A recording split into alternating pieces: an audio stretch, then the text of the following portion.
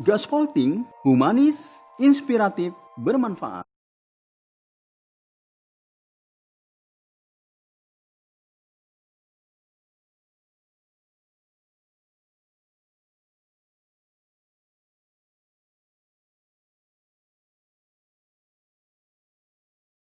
Bismillahirrahmanirrahim. Saya mulai ya. Bismillahirrahmanirrahim. Assalamualaikum warahmatullahi wabarakatuh.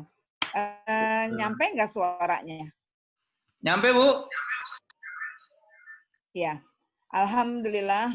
Wassalatu wassalamu ala rasulillah wa ala alihi wa ibu-ibu dan bapak-bapak sekalian yang insya Allah dimuliakan dirahmati Allah. Alhamdulillah wa syukurillah ala nikmatillah la haula wa la quwata illa billah.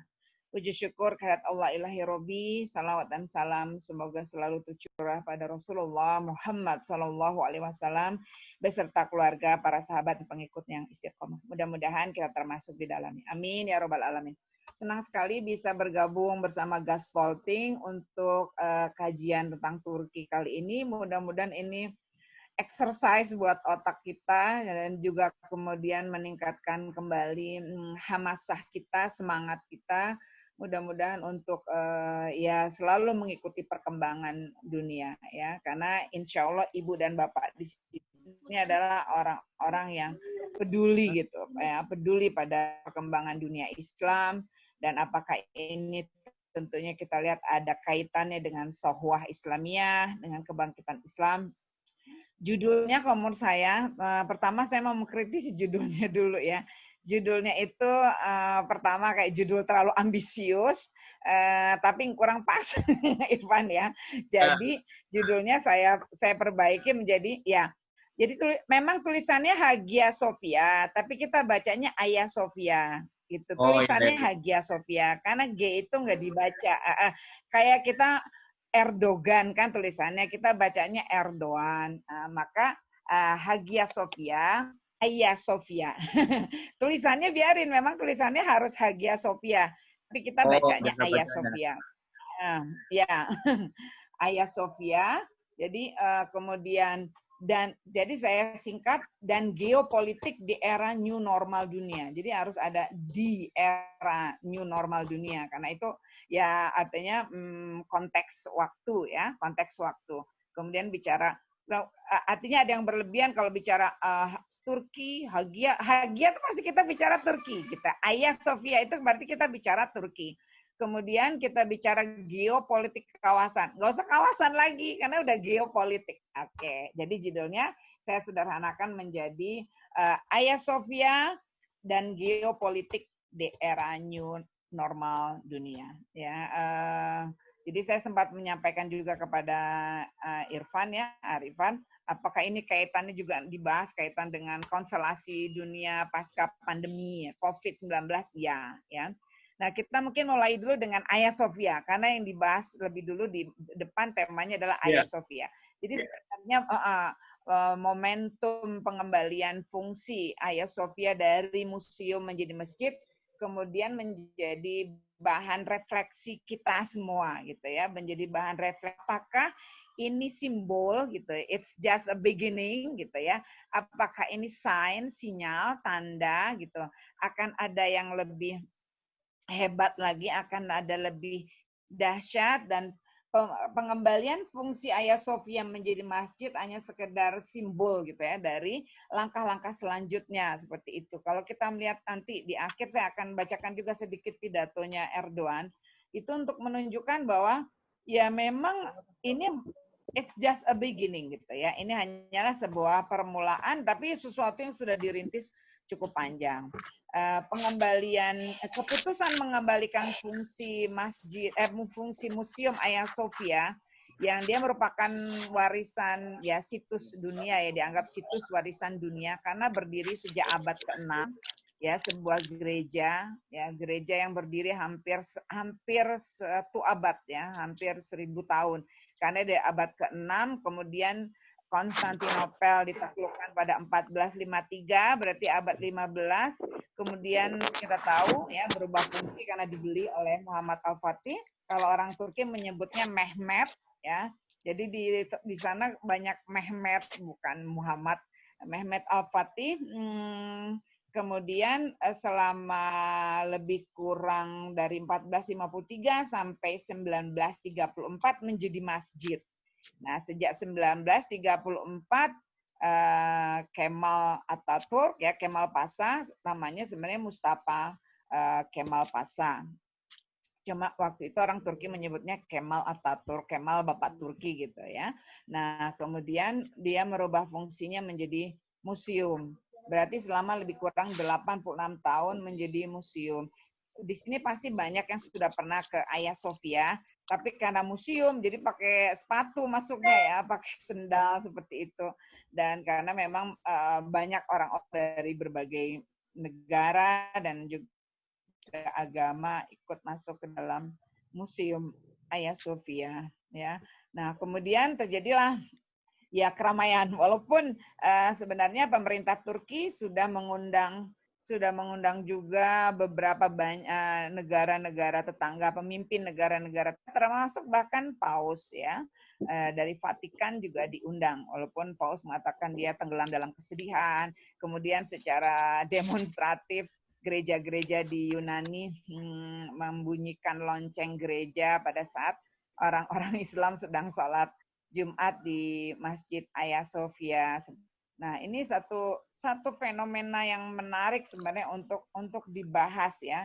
Kenapa harus ada protes, ada kecaman dari dunia menganggap ini mengubah situs warisan yang dianggap warisan dunia oleh UNESCO. Kemudian dianggap ya kemudian tidak toleran, kemudian tidak memperhatikan hak minoritas. Padahal sebenarnya di Turki itu jumlah umat Kristen hanya 2%. Gerejanya sekitar 370-an gereja ya. Artinya tidak ada yang kemudian kan waktu itu memang awalnya Konstantinopel misalnya adalah bagian dari Bizantium, Romawi Timur ya. Karena itu pasti banyak gereja dan gereja-gereja yang lama itu tidak ada yang kemudian dialihkan fungsi atau dirusak atau apa. Jadi cukup mereka sebenarnya. Kontrasnya Yunani yang sangat menentang pengalihan, karena memang tadinya juga sempat menjadi gereja Yunani Ortodoks nih, Hagia Sophia. Mereka tadi yang demonstratif ya, gereja bunyikan, kemudian keras. Kalau Rusia memilih diam ya, tapi negara Uni Eropa yang lainnya ada yang protes, Amerika protes seperti itu. Di Yunani yang sebenarnya ironis, dalam perjanjian Lausanne ya, perjanjian Lausanne itu 1923 ya, 24 Juli 1923, perjanjian Sevres sebelumnya itu diantaranya ada your internet connection is unstable, terpengaruh nggak Irfan?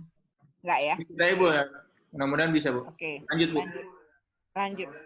Ya, oke lanjut. Kadang kelihatan muncul. Nah, kemudian di dalam perjanjian Lausanne itu negara di kota di Swiss bahwa harus ada kan pengembalian daerah-daerah yang bukan etnis Turki di negara-negara Arabia ya, ya Hijaz seperti itu dikembalikan. Kemudian sebagian negara masuk ke dalam bagian Inggris nih karena kalah perang dunia satu, maka terjadi perjanjian antara ya di sebelah sini Turki, Jerman dan Rusia dengan negara sekutu Prancis, kemudian Italia, Jepang, ya Yunani. Nah perjanjian itu salah satunya adalah harus ada hak buat minoritas agama. Karena contoh Yunani itu kemudian daerahnya yang terbagi dua, Trakia ya timur ya masuk ke Yunani, kemudian Trakia Barat. Nah itu Trakia Barat yang masuk ke Yunani itu ada namanya kota Shanti. Di situ ada 150 ribuan Muslim etnis Turki. Sampai sekarang satu-satunya kota di Eropa yang nggak ada masjidnya kota Shanti di Yunani itu, di Trakia Barat itu. Ya, tidak ada masjidnya. Padahal hampir semua kota di Eropa itu banyak masjidnya, ya. Bahkan misalnya di Amerika sendiri sekarang waktu tahun September 2001 ya kasus WTC itu masjid ada sekitar 1.200-an, sekarang sudah ada 2.100-an masjid di seluruh Amerika ya. Artinya ada pertumbuhan yang signifikan dalam jumlah masjid. Tapi Yunani sampai sekarang 2019 sempat ada cikal bakal masjid gitu. Sempat ada cikal bakal masjid, tapi kemudian tidak juga jadi diresmikan. Padahal tidak boleh ada menara. Kemudian pemilihan mufti juga. Sebenarnya umat Islam di sana sudah memilih seorang mufti yang bapaknya itu juga pejuang ketika Yunani melawan Italia, dia berperang di pasukan Yunani gitu. Jadi artinya nasionalisme dia terhadap negara Yunani terbuktikan. Tapi kemudian diintervensi, mereka menunjuk mufti sendiri. Contoh. Jadi untuk menunjuk mufti saja tidak boleh. Padahal itu ada di perjanjian Lawson. Bahwa umat beragama boleh memilih imamnya sendiri. Kemudian mereka boleh menjalankan ibadah dan juga memiliki rumah ibadah. Tapi itu dilanggar oleh Yunani. Walaupun dengan alasan ya belum selesai seperti itu. Dari 2019 sampai sekarang belum terrealisir masjid itu. Ya. Nah kemudian ini fenomena masih Hagia Sophia. Ya kita bahas.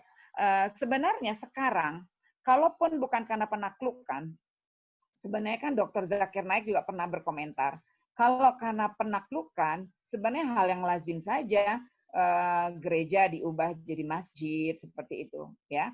Bahkan Mehmet Al-Fatih sebenarnya tidak usah membeli pakai uang pribadinya dengan dokumen yang sekarang dokumen otentik yang masih dimiliki itu, wajar dia menaklukkan Konstantinopel, maka wajar mengubah gereja itu menjadi masjid ya, itu satu kelaziman. Kenapa?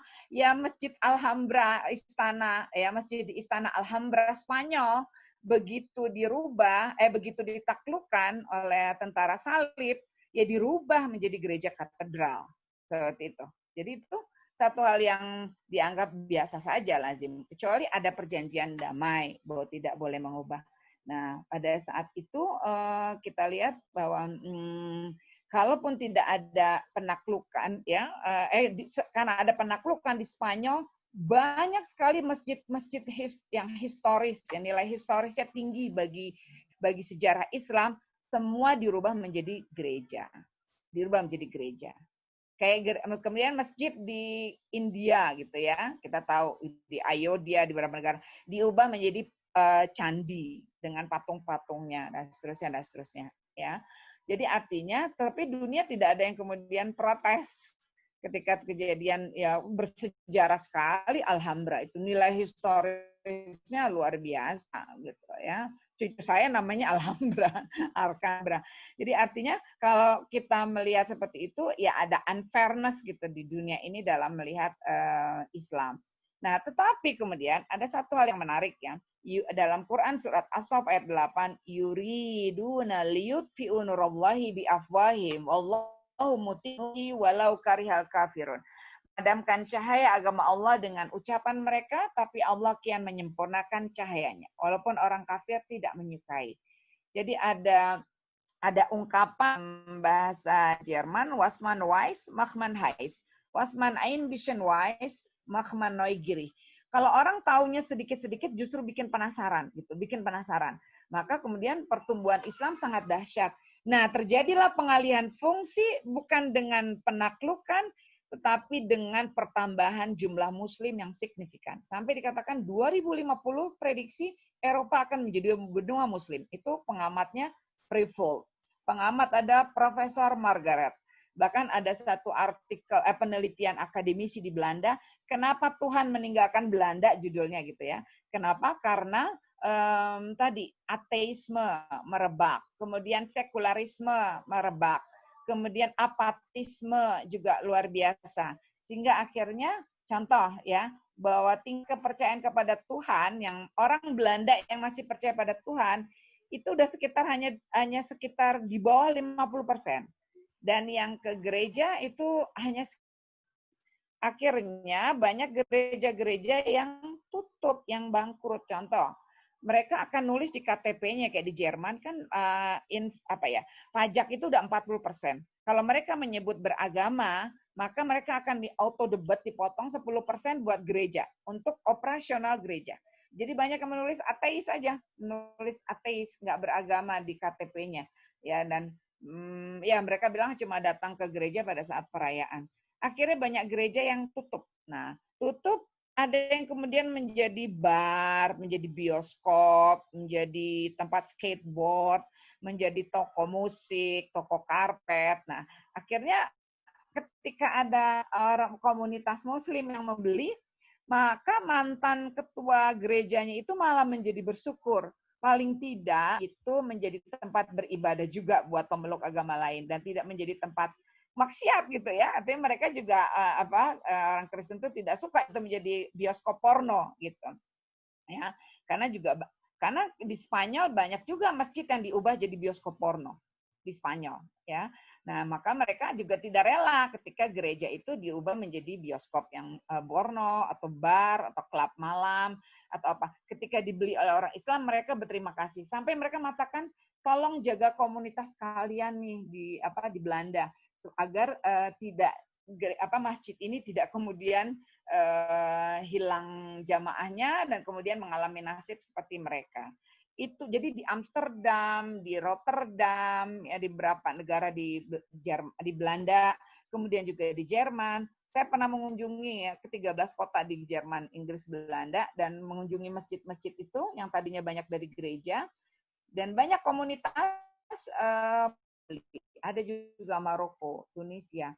Nah, kalau di Amerika sempat komunitas Islam Indonesia membeli masjid di Washington. Kalau di beberapa negara lain juga sama, Muslim-Muslim Turki, Tunisia, Maroko, dan sekerja sama. Jadi artinya ternyata di fenomena sekarang, kalaupun tidak ada penaklukan, pengalihan fungsi gereja menjadi masjid, ternyata terjadi transaksi yang jual beli yang sah gitu loh. Yang memang gereja itu punya hutang besar seperti di Amerika tuh hutangnya $9.000 lebih, yang di Belanda. Mereka butuh uang itu untuk membayar hutang gaji pendetanya, gaji staff-staffnya. Jadi ketika dibeli, mereka bisa melunasi hutang-hutang.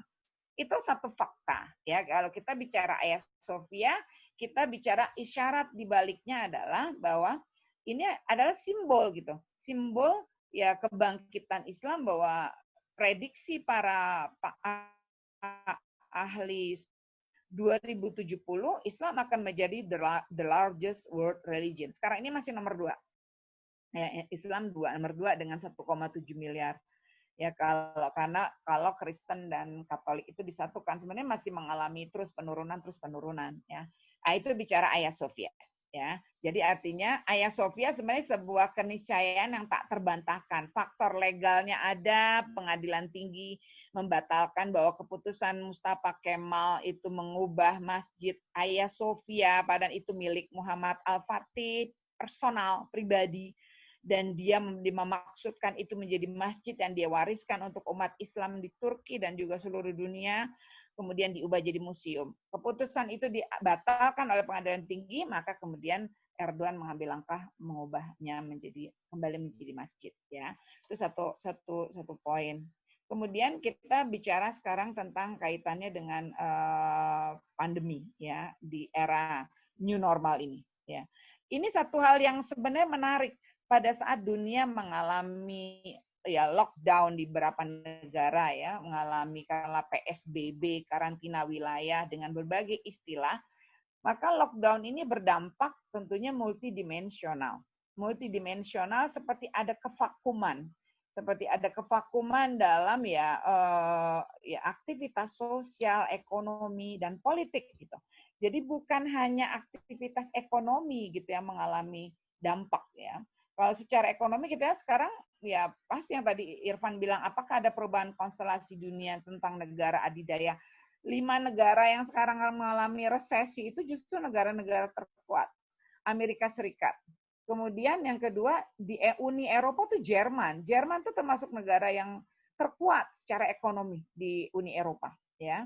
Di atas Prancis, di atas negara Uni Eropa lainnya. Tapi dia mengalami resesi sekarang ya. Kemudian kita tahu juga Hong Kong, Singapura, Korea Selatan. Jadi secara ekonomi terdampak itu semua dan kemudian tentu secara sosial juga. Tapi ada satu hal yang kadang-kadang terlupa bahwa ternyata kemudian juga punya efek politiknya gitu ya. Jadi secara politis ada dampaknya. Artinya kehilangan kemudian tokoh-tokoh dunia gitu ya. Siapa yang bisa menjadi leader gitu dalam skala dunia untuk membawa. Jadi sesuatu yang dulu kita cuma baca flu Spanyol gitu, awal abad 19 gitu. Sekarang kita ada di era itu ya. Dulu juga korbannya luar biasa, ratusan juta gitu di Eropa. Sekarang kita berada di fase yang dulu kita anggap hanyalah sejarah di awal abad 19. Nah, sekarang ternyata di awal abad 21 kita mengalami seperti ini, COVID-19.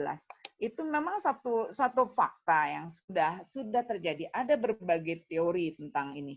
Ada yang mengatakan ini teori konspirasi, bahwa ini senjata biologi, kemudian ini adalah untuk mengubah konstelasi dunia menjadi the new world order. Tadinya China memang ada perang dagang dengan Amerika, mau meluncurkan digital currency untuk mengimbangi dolar dan seterusnya. Tapi yang jelas sekarang kemudian ada satu hal yang menarik, pada saat dunia sedang fokus untuk survive, bertahan, tiba-tiba Erdogan melakukan gebrakan. Artinya terlepas motivasinya apa nanti ya, Irfan ya, apakah dia hanya semata-mata untuk ke personal saja. Kalau saya meyakini, dengan saya melakukan penelitian cukup lama dan juga berinteraksi dengan orang-orang AKP dan seterusnya cukup lama, kalau saya melihat contoh ya, saya pernah mengatakan pada orang AKP, Akparti, kenapa kalian tidak ada lelahnya sih, baru saja menang sudah melakukan kerja lagi seperti itu ya, mulai mereka mengatakan ketulusan gitu. Mereka mengatakan ketulusan untuk membuat rakyat Turki sejahtera. Nah, itu saya terus terang tersentuh dengan kalimat itu, bahwa mereka percaya dengan kata dengan motif yang tulus gitu ya, keikhlasan untuk itu. Jadi kalau menurut saya justru Erdogan itu banyak melakukan langkah-langkah yang sebenarnya beresiko pada pencitraan dirinya gitu ya. Tapi nampaknya dia seolah-olah ya tidak peduli dengan semua itu. Dan coba lihat, tidak ada gejolak di Turki. Jadi dia cukup sabar untuk menanti fase equilibrium. Jadi kalau sebenarnya Turki yang sekarang adalah Turki hasil bisa dikatakan ya titik equilibriumnya sekarang. Sebelumnya adalah dinasti Kekaisaran Ottoman Empire, Kekaisaran Utsmaniyah yang berjaya sekian abad ya. Kemudian kita tahu menguasai sepertiga dunia, menguasai Afrika Utara, Timur Tengah, Palestina, Suriah, Saudi Arabia, semua ada dalam wilayah Turki Utsmani. Walaupun ujungnya belakangan kemudian mengalami kesulitan pengendalian wilayah, kemudian hutang, dan seterusnya. Tapi pernah berjaya sekian abad dan juga memajukan ilmu pengetahuan, ya, dan seterusnya. Nah, kemudian era sekuler. Jadi pendulumnya dulu ekstrim, kejayaan Islam, leader, kemudian negara ultra sekuler. Nggak ada negeri muslim yang sesekuler Turki. Ya, saking sekulernya, azan aja harus dalam bahasa Turki. Baru 70 tahun setelah itu ya, azan diganti lagi. Jadi ada jeda waktu 16 tahun nih antara azan diganti, dan Adnan Menderes yang memperjuangkan azan itu digantung, dihukum mati. Ya, jadi artinya kalau kita lihat dari negara yang ekstrim, dijajah, punya watak mengayomi sepertiga dunia, kemudian leader, tiba-tiba menjadi negara yang sangat jauh dari Islam, kan, sekulernya itu, ultra sekuler, seperti itu. Siapa aja yang begitu Erdogan baca puisi Islam aja langsung masuk penjara, gitu ya. Erbakan masuk penjara, seterusnya. Ekstrim. Nah, sekarang menurut saya adalah eranya di titik tengahnya, equilibrium.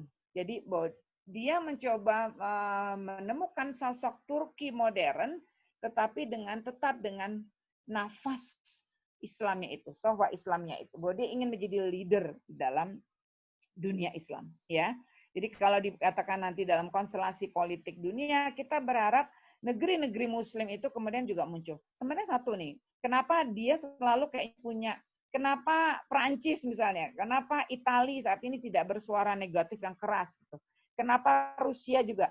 Karena dia punya, termasuk Israel, hubungan dagang dengan semua negara itu, dan kemudian dia memisahkan hubungan dagang mereka yang butuh juga dengan Turki.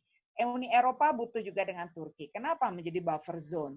Semua imigran dari Suriah yang bayanginnya hampir 4 juta itu ada di Turki. Yang kalau Turki tidak nampung, mereka akan membanjiri Eropa. Dan itu tidak diinginkan oleh negara-negara Uni Eropa.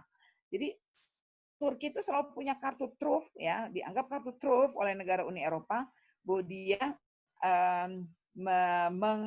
istilahnya mengayomi 4 juta pengungsi Suriah dalam konflik kawasan itu, gitu ya.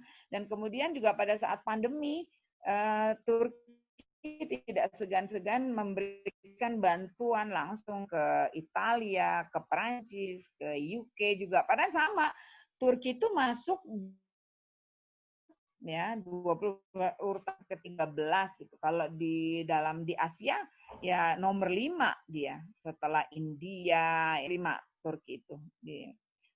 Nah, jadi artinya juga sebenarnya negara yang cukup berat terdampak, tapi dia tidak melupakan watak untuk haimanahnya itu. Maka dia memberikan bantuan ke berbagai negara. Dan diterima dengan baik oleh negara-negara Uni Eropa. Karena belum pernah juga seperti Prancis atau musuh Islam atau apa ya, dan juga sebenarnya membenci Turki, paling tidak mau Turki masuk ke dalam Uni Eropa kan Prancis sama Italia gitu. Nah, kemudian akhirnya tiba-tiba gebrakan Hagia Sophia. Nah, ini satu fenomena unik di masa lockdown di mana dia melakukan gebrakan yang tidak lazim gitu bahasa ini. Semua orang lagi istilahnya mungkin tiarap untuk survive, untuk bertahan.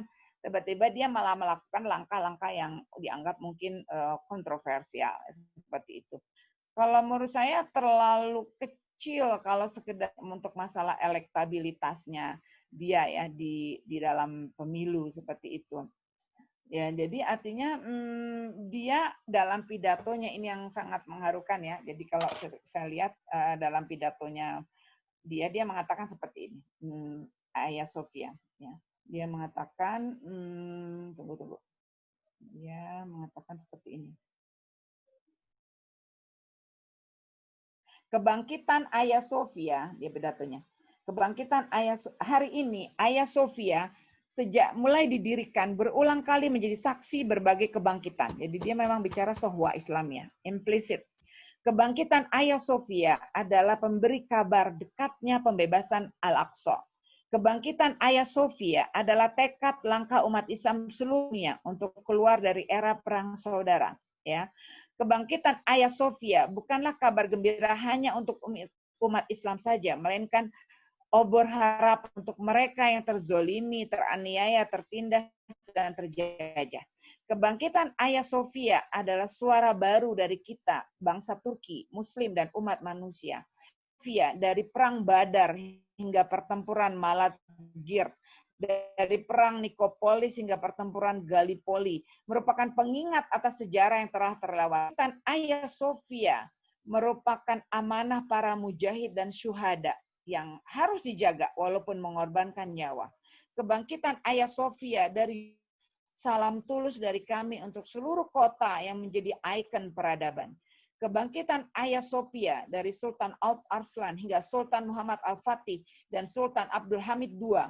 Pengorbanan ini untuk seluruh nenek moyang kita.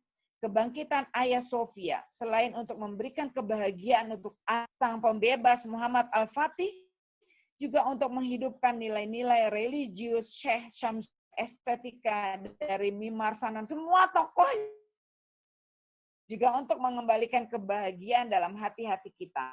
Kebangkitan Hagia Sophia adalah simbol keadilan, tauhid, dan terangkatnya kembali cahaya peradaban yang dirindukan. Kebangkitan Hagia Sophia, rantai belenggu pada pintunya, juga pada hati kita buang jauh-jauh. Setelah 70 tahun ya, kembalinya azan ke dalam bahasa aslinya. Setelah 7 tahun saat menurut dia ini sebenarnya terlambat gitu, cukup terlambat mengembalikan fungsi Hagia Sophia ini, ya dia mengatakan. Jadi dia mengatakan bahwa jadi objek sejarah. Kita harus membangun jembatan yang merangkul seluruh umat manusia dari masa lalu menuju masa depan peradaban yang kita terus berjalan dengan tekun, dengan penuh pengorbanan dan istiqomah hingga mencapai apa yang diinginkan. Itu pidato beliau pada saat ya launching Hagia Sophia menjadi masjid. Jadi dia juga bicara bahwa pembebasan Hagia Sophia adalah simbol keadilan. Nah, kalau kita melihat seperti itu, kaitannya dengan juga perubahan geopolitik, nampak jelas tuh menjadi leader dalam kawasan. Ya, bukan hanya istilahnya kita tahu ya sekitar Mediterania, kemudian Timur Tengah, Asia, tapi juga Eropa, ya Uni Eropa. Dan dia tidak takut juga untuk berkata ya keras pada Trump, ya.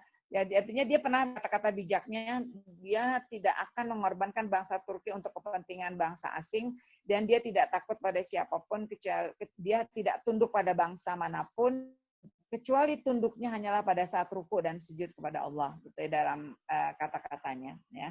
Nah, kemudian gimana dengan era new normal? Kalau era new normal menurut pakar kesehatan masyarakat yang notabene adik saya ya, Dr. Dumila, dia mengatakan new normal sebenarnya adalah basically changing of behavior. Jadi perubahan behavior yang sekarang menjadi perilaku. Kalau menurut WHO, seharusnya negara yang menerapkan sudah oke, sekarang fasenya masuk new normal. Harus negara yang kurvanya sudah menurun. Siapa yang sudah menurun? Contoh Thailand sudah menurun kurvanya. UK, di Eropa UK sudah menurun. Ya, Malaysia juga menurun. Ya, yang memang sudah menunjukkan kurvanya itu menurun. Sekarang di bulan Juli di Thailand 0 kasus baru, gitu ya. Di Malaysia 1 kasus baru. Kemarin ketika Indonesia nambah 1.800, Malaysianya 1, Thailand 0.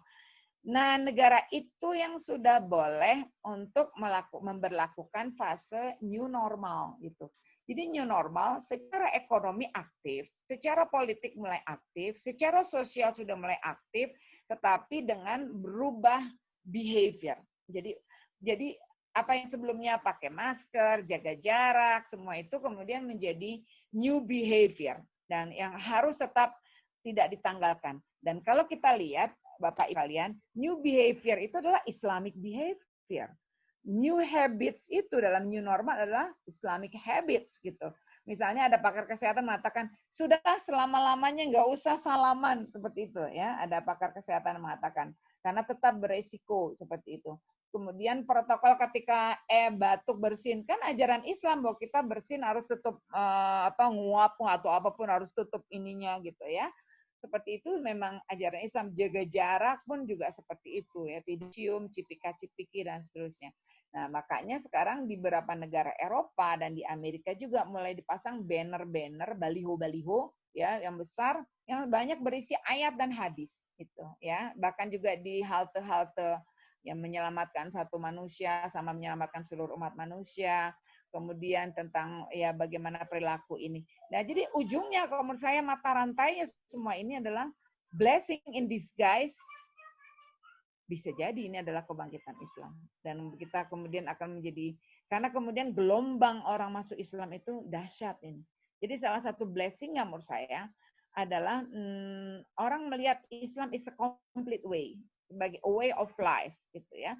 Kemudian juga yang kita juga bisa melihat adalah munculnya solidaritas dunia, ya, terpatahkannya kesombongan dan kemudian karena negara adidaya pun juga terjangkiti gitu ya, bukan negara-negara yang miskin.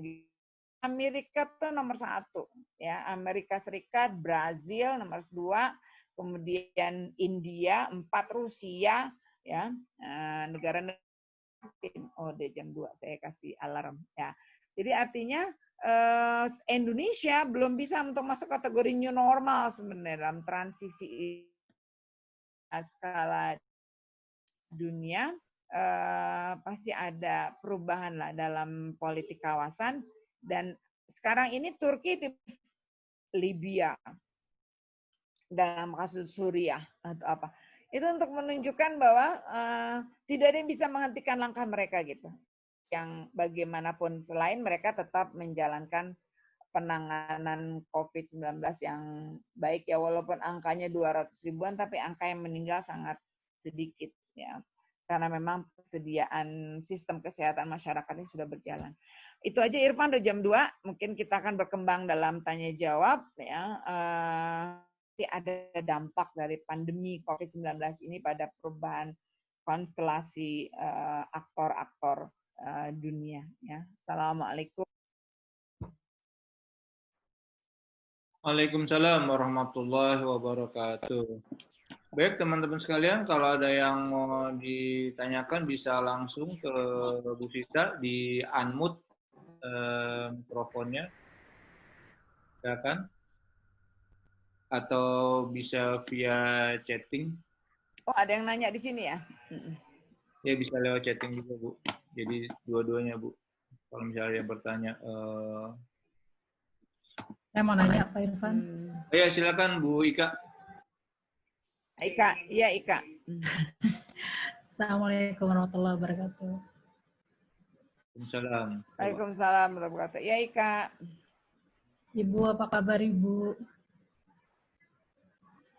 Baik. Sehat-sehat ya, Bu Sita. Bu Sita, beberapa tahun belakangan ini mana ya? Bu Sitanya mana ya, Pak Irfan?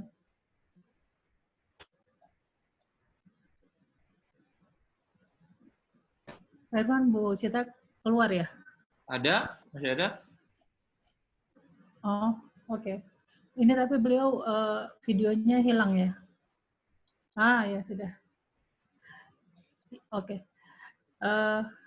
Ibu, beberapa tahun belakangan ini banyak sekali DC yang mengatakan bahwa Turki juga mempersiapkan 100 tahun kebangkitan Turki Ottoman ya, which mean kurang lebih 2024 setelah keruntuhannya di 1924. Dan bahkan beberapa DC itu memperlihatkan bagaimana Presiden Erdogan itu memperlakukan protokol seolah-olah ada apa ya kalau bahasanya ya, protokol saat Turki Utsmani sedang jaya gitu ya, dari sisi pakaian, dari sisi penyambutan terhadap tamu. Jadi beliau mempersiapkan budaya bahwa kita sebentar lagi akan menyambut kedatangan 100 tahun ya kebangkitan Turki Ottoman.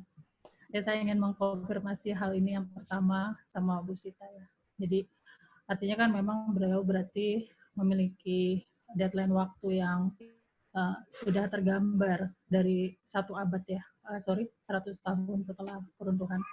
Kemudian yang kedua dari sisi regenerasi. Jadi banyak yang menyampaikan bahwa dari sisi perempuan nih, Bu Sita ya, kita jarang punya politikus perempuan gitu ya. Banyak yang mengatakan bahwa anak perempuan beliau yang pertama itu adalah salah satu calon kuat juga gitu ya, dan selalu mendampingi beliau. Tapi dalam beberapa kunjungan kerja saya perhatikan Presiden Anwar itu tidak hanya didampingi oleh putrinya beliau ini, tapi memang beliau sepertinya terbiasa sengaja ya menempatkan seorang perempuan gitu ya, baik sebagai translatornya kah atau penanggung jawab sebuah acara. Jadi dalam hal ini ini sangat bagus gitu ya Bu Sita. Kemudian yang terakhir hubungan Turki dengan Israel Bu Sita. Bagaimana sebenarnya ya? Karena ini jadi sasaran tembak orang, hubungan Turki dengan Israel. Terima kasih Bu Trista. Langsung dijawab Bu. Dulu Bu. Yang pertama, betul Ika nih ada 3 ya Ika? Iya betul Ibu. Pak, yang pertanyaan pertama apa Ika? Budaya Turki Ottoman. Pertanyaan pertamanya apa Ika? Budaya Turki Ottoman. Jadi, ya memang. Jadi ya budaya Turki ini kan budaya tua ya, budaya tua, bahkan sebelum Turki Utsmani pun ada situs Jataluyu kalau 5.000 tahunan silam. Jadi kalau kita ketemu orang-orang Turki atau apa, mereka punya pride yang luar biasa, kebanggaan yang luar biasa, apalagi negara adidaya ya, Ottoman Empire. Jadi bahwa kemudian mulai muncul semangat. Tapi yang menurut saya hebat itu adalah bagaimana pemimpin bisa mendeliver message itu sehingga semua rakyat Turki itu juga punya kebanggaan untuk menghidupkan kembali budaya Turki Utsmani. Jadi Erdogan itu menurut saya melakukannya bertahap. Bertahap contoh, ketika dia menjadi wali kota ya pada tahun 1909, dia mulai merawat situs-situs itu. Selain membereskan banjir, kemacetan, korupsi Istanbul, dia mulai memugar gitu, merawat semua situs-situs bersejarah itu. Jadi beda dengan di kan banyak yang dimusnahkan kan karena takut ya dijadikan tempat penyembahan atau apa, sehingga sampai misalnya ya tempat lahirnya Rasul atau apapun Turki itu dirawat gitu. Nah, Hagia Sophia ini adalah lanjutannya. Jadi penghidupan spiritualitasnya.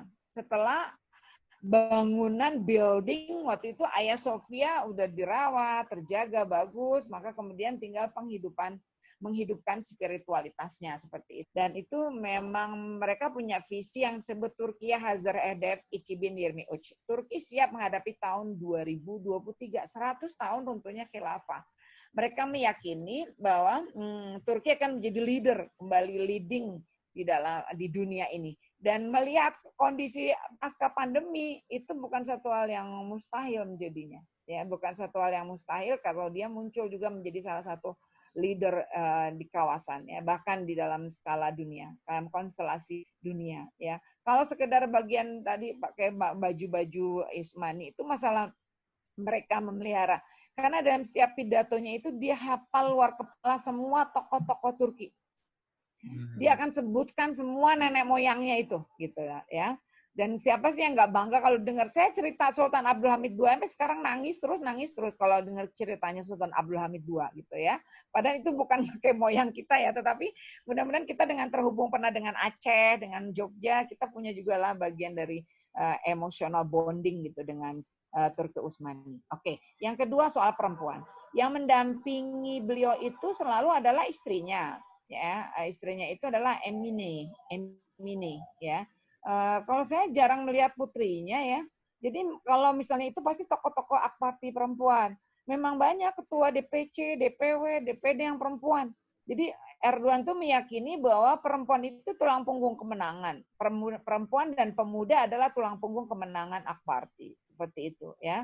Jadi kalau menurut saya itu secara konkret. Contoh anggota parlemen. Dari 300-an anggota parlemen Akparti di parlemen, itu perempuannya ada sekitar 85-an gitu. Jadi memang 30% itu nggak cuma dalam teori, memang betul gitu.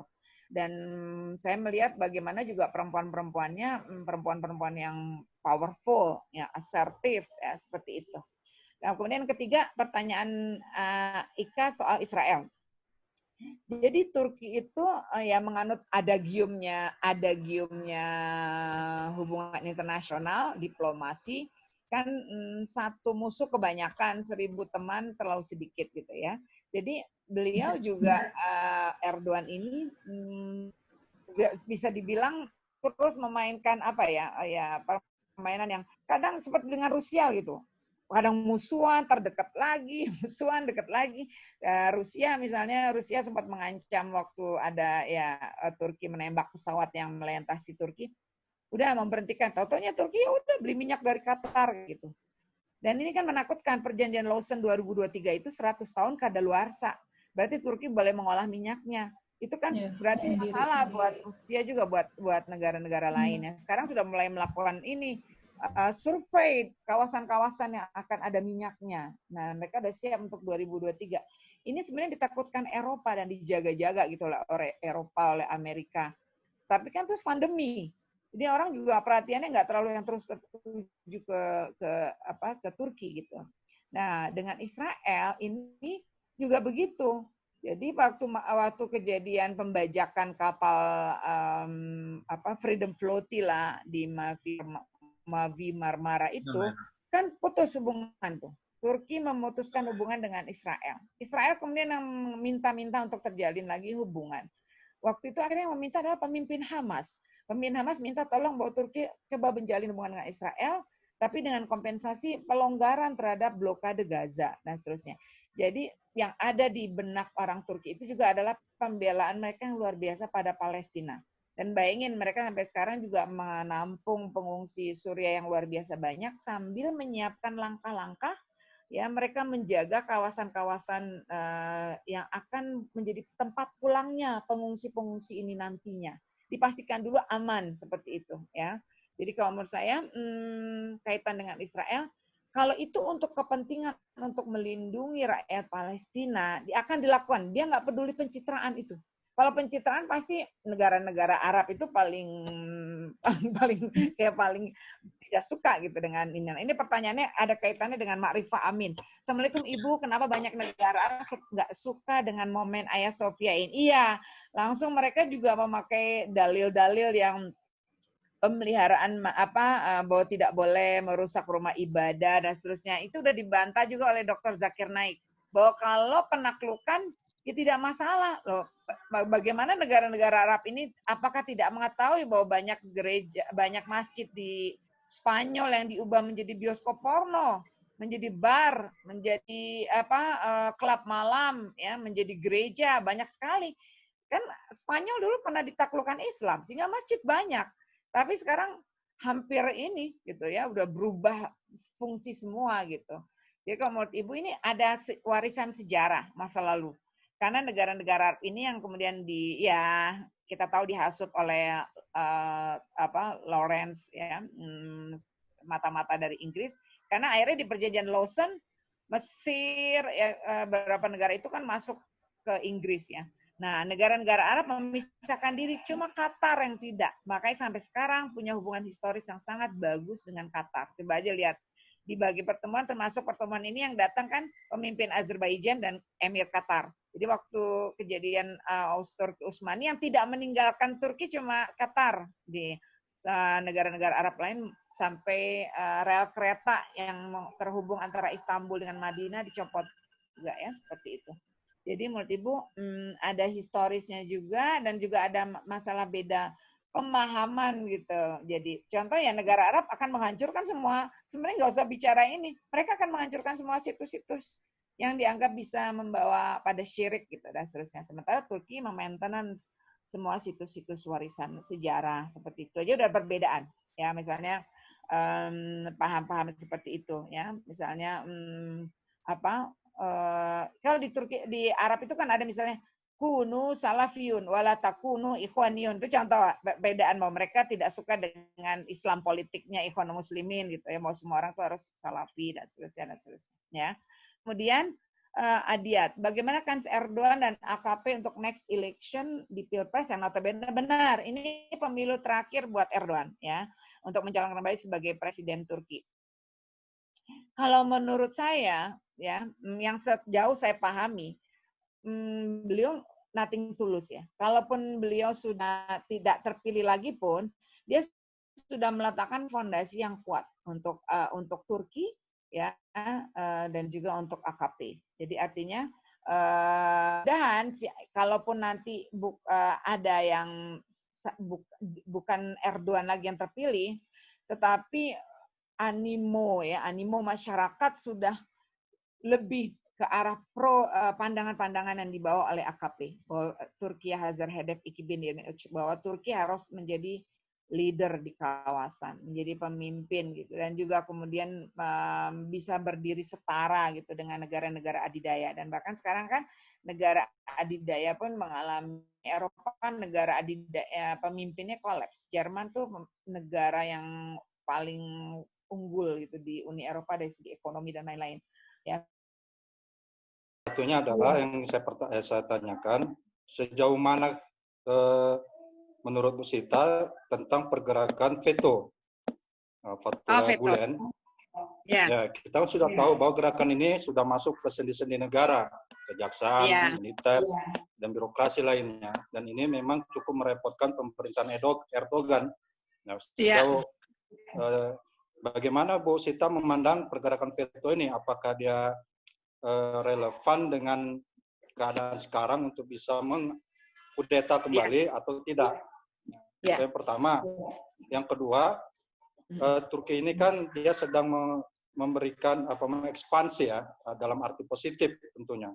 Nah, bagaimana Bu Sita memandang keterlibatan Turki di Libya, terutama di Sirte? Saat ini sudah bahwa di Sirte ini adalah spot di bumi yang paling panas ya, akan terjadi perang jika Erdogan dan sekutunya serta Rusia dan sekutunya bertempur di sana. Nah, bagaimana peluang Turki di sana, Bu Sita? Iya. Oke, yang pertama pertanyaan untuk Bu Sita. Ya, langsung Bu Sita. Ya. Yang pertama veto. Veto ini organisasi yang organisasi Fethullah Gulen ya. Jadi Fethullah Gulen ini adalah tokoh, tadinya adalah tokoh yang dikaitkan dengan Said Nursi ya. Tapi kemudian setelah dia berinteraksi dengan Amerika dan kemudian ini dia mengalami liberalisme gitu, dalam keagamaannya, dalam pemikirannya, dan kemudian dia sempat berkongsi ya dengan AKP karena berpikir udah berisik bener. Anak saya pada bakar sate, pindah kamar ya. Sebentar. Berisik, pindah kamar. Ya, jadi kemudian tetapi ketika kemudian kelihatan arahnya pendulumnya Erdogan adalah ke arah pembelaan dunia Islam, dan yang paling nyata itu sekarang adalah tetap aja ke arah pembebasan Al-Aqsa gitu ya. Maka kemudian ya jelas ini tidak sejalan dengan veto ya, dengan Fethullah Gulen. Dan kita tahu Fethullah Gulen akhirnya tinggal di Amerika, dan bahkan dia ada di sebelahnya perumahannya itu di sebelahnya kantor, bisa disebut kantor CIA ya. Jadi artinya ini memang ada peran Amerika. Jadi Turki itu sebenarnya selalu diobok-obok karena memang orang juga takut akan kebangkitan Turki Utsmani, sehingga kasus Kurdi juga. Padahal sebenarnya upaya pemerintah untuk mengakomodasi politik Kurdi juga sudah sangat luar biasa. Sangat luar biasa untuk memberikan, ya mereka juga radio, televisi berbahasa Kurdi, artinya berusaha untuk dan juga sekarang sudah terwakili dengan partai, ada satu partai Kurdi juga yang masuk parlemen, seperti itu ya. Jadi artinya akan selalu ada. Kemudian untuk veto kaitannya, sebenarnya sudah pernah ada saran bahwa mereka sebaiknya ikut membentuk partai politik lalu berlaga secara fair gitu, bertarung secara fair dalam pemilu. Dan mereka sudah pernah mendirikan partai politik tapi tidak lolos PT. Parliamentary threshold-nya di Turki itu tinggi, 10%. Jadi mereka tidak lolos PT, ya, tidak masuk ke parlemen. Dan benar, mereka akhirnya masuk ke dalam sendi-sendi. Dan lewat ini ya, mereka dengan bimbingan tes gitu, lewat bimbel. Lewat bimbel, dan kemudian tapi bimbelnya itu yang kemudian bergerak secara, bisa dikatakan apa ya, bergerak ya, dengan silent operation. Jadi bahwa dibantu ujiannya, nanti kalau mereka bisa masuk ke dalam pemerintah, birokrasi, masuk juga ke dalam militer, seperti itu. Jadi sebenarnya sudah banyak analisis bahwa mereka seperti mendirikan negara dalam negara gitu, karena tujuannya kudeta, seperti itu. Jadi mereka tidak bertarung. Tapi hebatnya, ini kenapa kudeta di Turki gagal ya, 2017 itu oleh veto. Kenapa kudeta di Mesir berhasil? Faktor kuncinya adalah rakyat Turki. Jadi rakyat Turki ini adalah rakyat yang cerdas, gitu. Rakyat yang melek, ya, melek politik. Jadi bahkan oposisi pun JHP sekalipun, MHP, ya, dan Partai Kurdi juga pun mereka tidak ada yang setuju pada upaya kudeta tadi. Ya, tidak ada yang setuju pada upaya kudeta. Mereka tidak mau ada orang merebut kekuasaan secara ilegal, tidak konstitusional seperti itu. Jadi sebenarnya Turki katanya di surveinya mereka juga mengatakan bahwa veto ada di belakang kudeta 2017 yang lalu. Dan mereka tidak menghendaki hal itu terjadi karena itu membunuh demokrasi di Turki. Jadi kalau menurut saya peluangnya veto untuk melakukan ini karena kemudian juga menurut saya terjadi juga upaya untuk apa ya pembenahan. Jadi Erdogan melakukan langkah-langkah yang cukup tegas gitu, yang cukup tegas yang bisa dikatakan keras terhadap anasir-anasir veto gitu. Kalau mereka mencoba lagi melakukan upaya kudeta. Jadi dimanapun pasti. Nah di sini juga ada unfairness-nya Uni Eropa. Kalau ada upaya kudeta di negara lain, mereka akan mendukung langkah-langkah yang radikal dilakukan negara terhadap pemberantasan anasir-anasir yang melakukan kudeta, gitu ya. Tetapi giliran veto, gitu ya, melakukan upaya kudeta dan gagal, negara-negara Uni Eropa hampir nggak ada yang memberikan apresiasi atau congratulation, itu malah Rusia yang duluan. Ya Rusia duluan mengatakan selamat bahwa Turki berhasil menggagalkan upaya kudeta. Jadi selalu memang Uni Eropa itu benci, antara benci tapi butuh gitu. Satu saat mereka butuh Turki sebagai buffer zone, sebagai mitra utama, tapi segi lain mereka juga nggak mau Turki kuat, seperti itu ya. Jadi kalau menurut saya kecil kansnya veto untuk kembali melancarkan kudeta karena sendi-sendi demokrasi di Turki juga semakin kuat dan rakyatnya itu memang well educated. Ya, wajib belajarnya itu sudah 18 tahun. Notabene minimal S1 dan mereka juga mendapatkan gratis ya S1, S2, S3 yang orang Turki asli. Ya, seperti itu. Yang kedua pertanyaannya apa tadi ya lupa. Kan pertanyaan veto. Yang kedua peluang Turki di Libya. Libya. Bagaimana itu?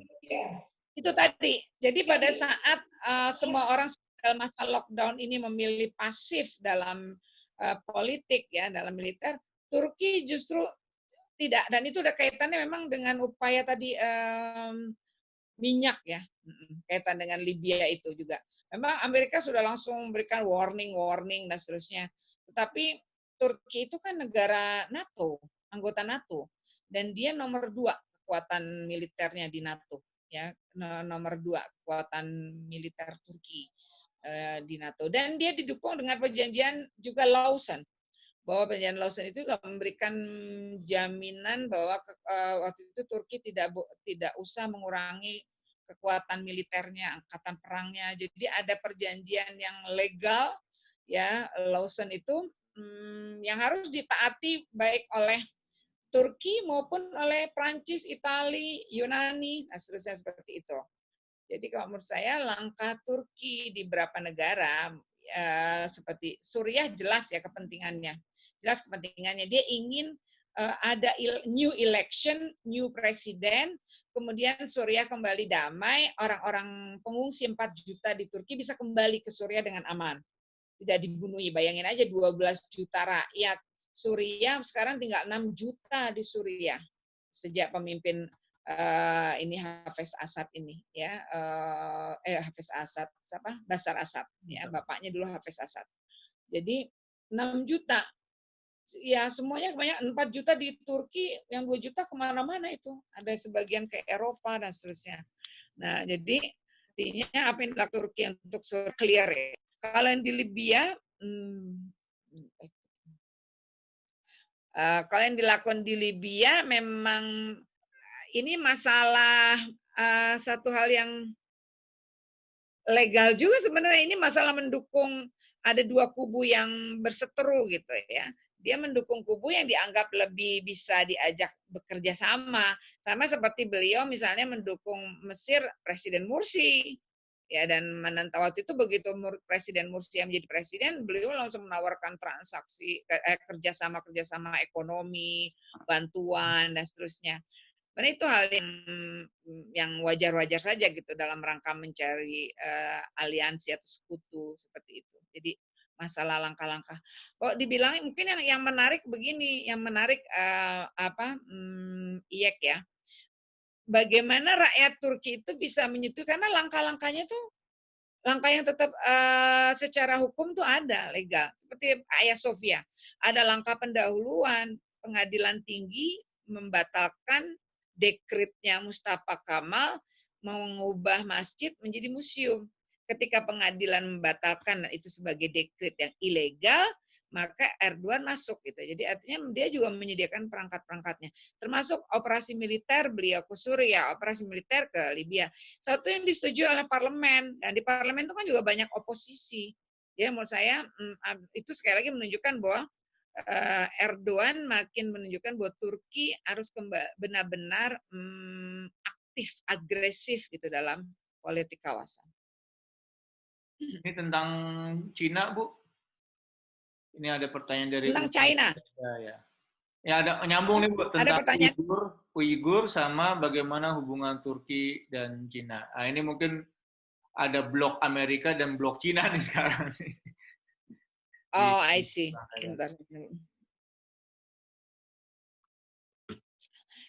Jadi keberpihakannya, makanya selalu di kalimatnya gini, bahwa pembebasan Hagia Sophia adalah juga harapan buat orang semua yang tertindas, terzolimi, teraniaya.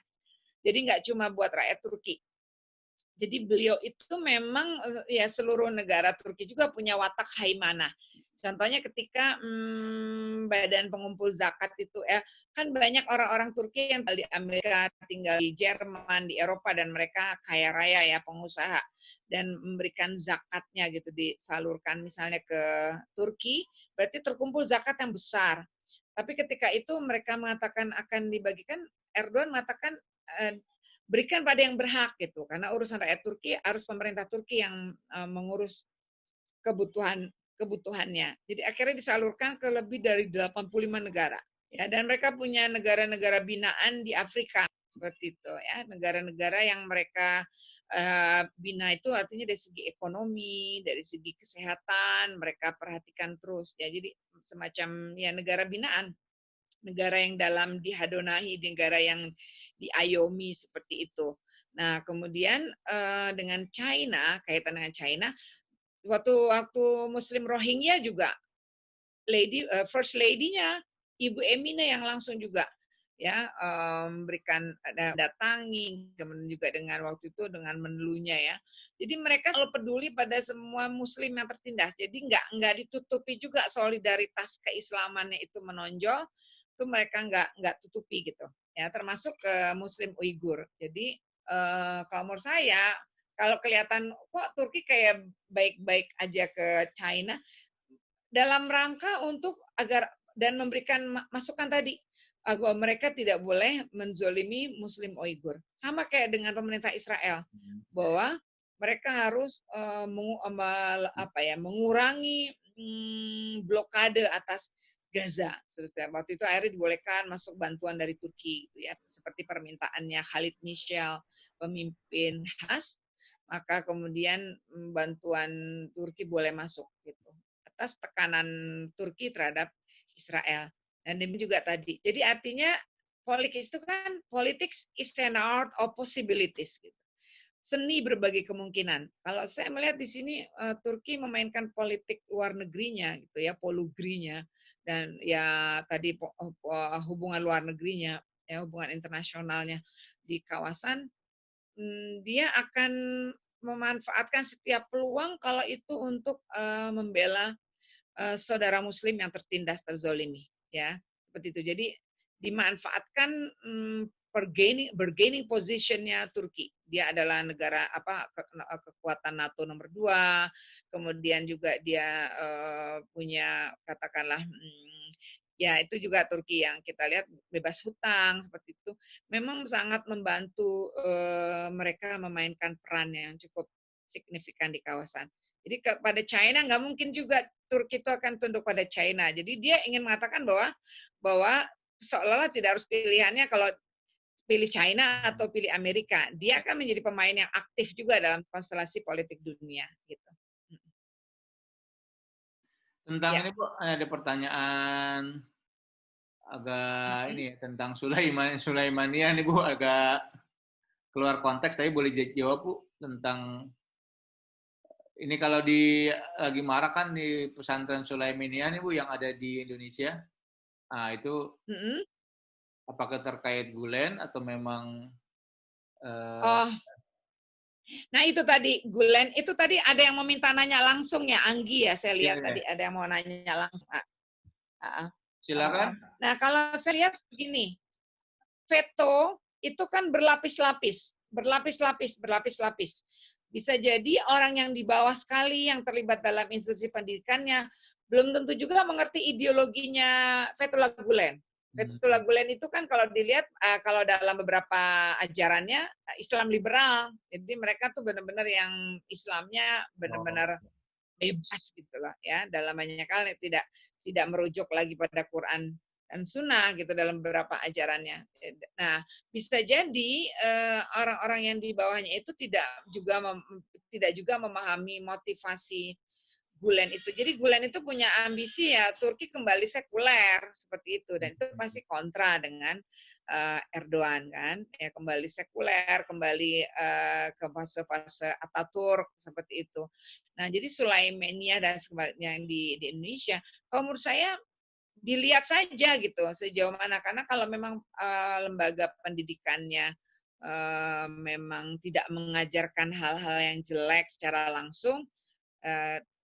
Kalau di Turki kan sudah ada pembersihan kan, sekolah-sekolah yang itu ditutup ya, kampus yang memang terindikasi membawa ajaran Gulen juga ditutup. Kalau menurut saya seperti di Indonesia dilihat saja kalau memang ajarannya udah mengarah seperti itu ya sebaiknya kemudian kita tidak menyekolahkan anak kita di situ tuh apa ya. Jadi tadi mereka tuh berlapis-lapis, orang yang di bawah belum tentu tahu aktivitas yang di atasnya gitu, termasuk yang pentolannya Gulen yang ada di Pennsylvania, Amerika. Silakan Oke, lanjut Adik Anggi. Mbak Anggi, silakan Mbak Anggi. Halo, bismillahirrahmanirrahim. Assalamualaikum warahmatullahi wabarakatuh. Waalaikumsalam. Iya. Di mana namanya Anggi? Salam kenal Bu Sita, saya dari Makassar. Iya Anggi, Makassar. Iya. Jadi mau menanyakan ini tentang apa sosio-histori dan sosio-kultural yang ada di Turki, apakah ada persamaan atau perbedaan dengan Indonesia? Sosio apa? Sosio-histori dan sosio-kulturalnya, Bu Sita. Oke. Iya. Apakah ada persamaan atau perbedaan dengan kita di Indonesia? Karena begini, tadi kan disinggung tentang satu kata kunci yang AKP punya ketika bisa bertahan itu adalah tentang ketulusan, dan saya yakin ide arah baru Indonesia yang diusung oleh Pak Anies Mata, saya yakin itu penuh dengan ketulusan bagaimana membawa Indonesia menjadi Indonesia yang lebih baik dengan arah barunya. Ya, cuman untuk menduplikasi keseluruhan dari apa yang dilakukan oleh AKP di Indonesia itu mungkin tidak mungkin karena pasti ada perbedaannya. Tetapi kalau menurut kacamata Bu Sita ini poin-poin apa yang bisa kita ambil dari sana untuk kita arah baru Indonesia di Indonesia gitu. Kemudian yang kedua, ini mungkin out of the topic tapi saya sangat penasaran tentang Bu Emi nih. Kan di belakang laki-laki hebat itu pasti ada perempuan yang hebat. Pengetahuan Bu Sita sebenarnya apa sih kata kunci dari Bu Emine sehingga bisa istilahnya berada di belakang Erdogan ini sehingga bisa menjadi tokoh dunia, tokoh dunia yang betul-betul membuat musuh-musuh membuat negara-negara itu gentar begitu. Mungkin itu pertanyaan saya, Bu Sita. Terima kasih. Ya Bu, langsung. Oke, yang pertama ada perbedaan. Jelas ada perbedaan ya kalau di buku Muqaddimah Ibnu Khaldun. Buku Muqaddimah Ibnu Khaldun itu Turki dan daerah-daerah Syam ya seperti Yordan, Suriah itu kan memang daerah ring 1, daerah yang sudah well civilized sejak ribuan tahun yang lalu. Sementara daerah Indonesia Nusantara itu belum kelihatan seperti itu. Jadi artinya ada perbedaan histori yang panjang Contohnya di Turki ada kota Çatalhöyük. Di situ ada situs Çatalhöyük yang usianya sudah 5.000 tahunan. Nah, berarti kalau menurut Profesor almarhum Ahmad Saifuddin, berarti itu udah ada bangsa yang maden gitu. Bangsa yang maden berarti menetap dan kemudian membangun peradaban. Artinya bangsa yang well civilized. Dan kemudian bangsa Turki itu bangsa yang tidak pernah dijajah. Itu juga membawa perbedaan yang sangat gitu kepada kita dalam segi masalah pride, harga diri, dari segi tidak pernah minder, ya, confident, dan seterusnya seperti itu. Tetapi kalau menurut saya tidak harus kita kemudian ya apa ya berhenti gitu dengan perbedaan itu. Kita bisa menghubungkan bahwa kerajaan Jogja, Mataram, kemudian kerajaan Samudra Pasai, Aceh juga pernah terhubung gitu dengan Turki Utsmani. Itu kekayaan sejarah kita juga. Dan kalau saya melihat beberapa daerah di Indonesia juga memiliki watak-watak seperti orang Turki ya.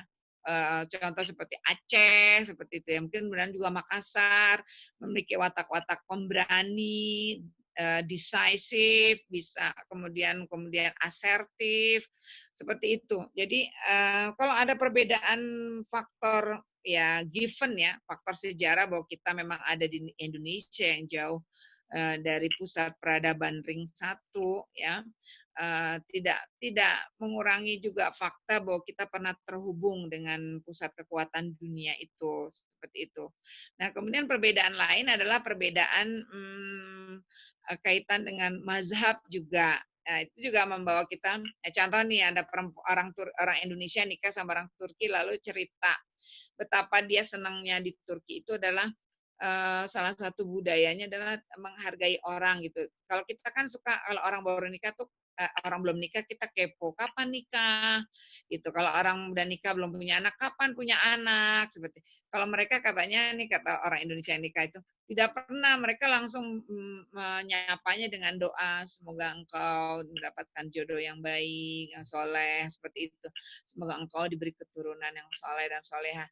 Jadi memang ada perbedaan kultur ya juga dari segi itu. Kemudian juga terhadap ini mazhab itu misalnya gini, kalau mazhab kita Syafi'i gitu ya, mereka kan Hanafi terhadap binatang.